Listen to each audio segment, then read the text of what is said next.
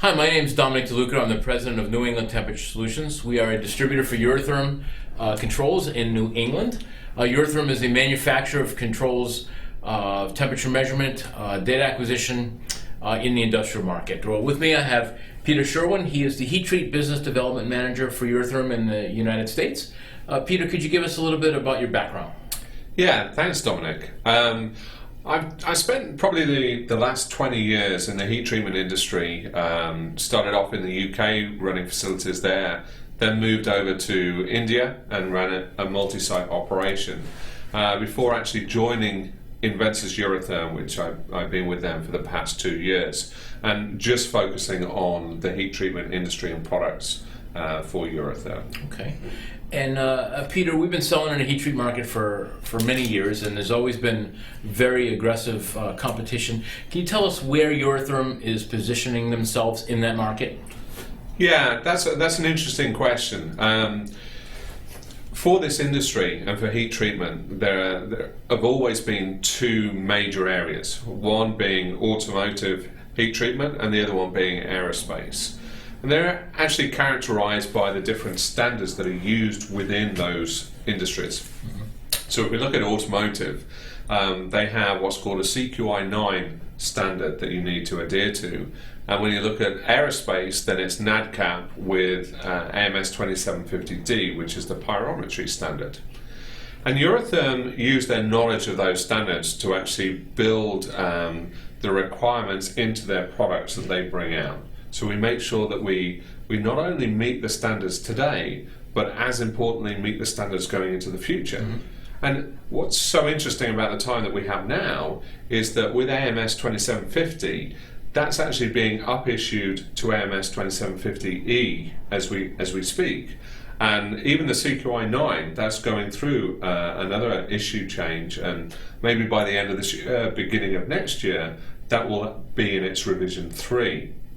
So exciting times for the industry, and for us, we have to make sure our products meet sort of those new standards that are coming in. Mm-hmm. And what I feel is that what we offer is the broadest range of products to that industry, from sensors all the way up through to software. Okay, and all right, so we have a broad range of products. From a heat treat point of view, though, specifically, what type of applications would I apply my the Eurotherm solutions to at heat treat? Yeah, again, good question. I split sort of all our product range up into 3 levels of solutions. If we take the first level, then we're looking purely at temperature and pyrometry control. Mm-hmm. And when you look at those, the type of furnaces that utilize that, then maybe laboratory ovens, electric tempers, gas tempers, drawer furnaces, even cryogenic freezers.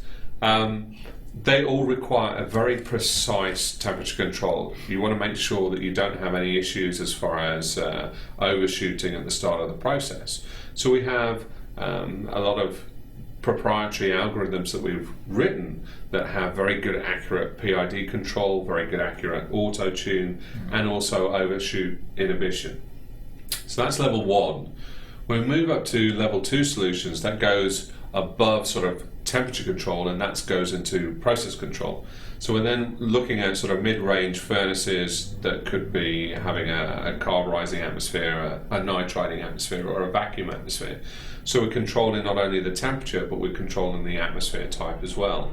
And we try and bring out solutions that will give the heat treater some value by looking at his process and trying to minimize the actual cycle time so he can maximize his productivity, mm-hmm. and thus have some cost savings by implementing our strategies. Okay.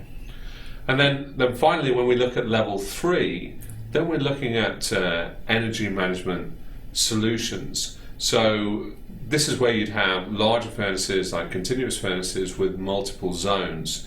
And there we use our SCR power controllers with specific algorithms to actually look at the way we actually fire the individual zones. What we want to avoid is actually stacking up all those individual zones and firing it at a single time, because then that will add to your peak load demands.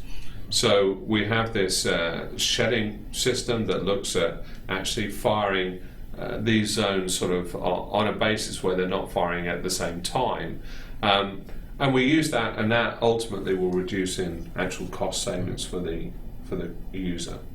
Okay, great. Well, thank you, Peter, for your time. If we can assist you with any of our products, please feel free to give us a call at 1-800-848-NETS. Thank you.